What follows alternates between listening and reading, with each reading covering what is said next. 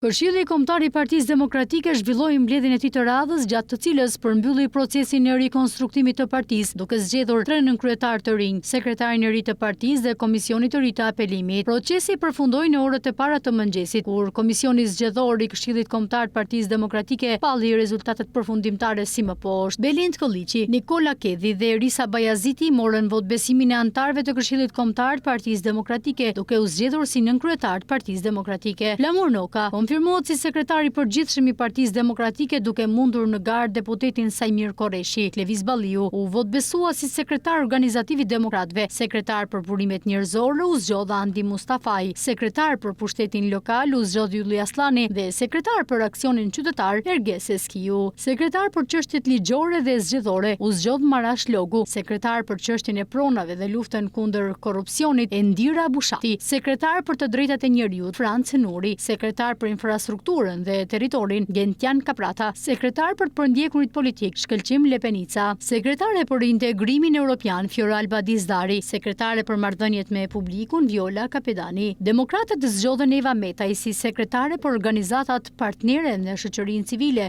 Hemaga sekretar për emigracionin dhe diasporën, ndërsa Etjon Kapedani u zgjodh sekretar për digitalizimin. Partia Demokratike përmbylli procesin e rikonstruktimit të saj me qëllim hapjen e partisë dhe nisjen e përgatitjeve për zgjedhjet e ardhshme lokale të vitit 2027. Organizimi i brendshëm në Partinë Demokratike u shoqërua me kritika nga ata që nuk morën asnjë post drejtuesi.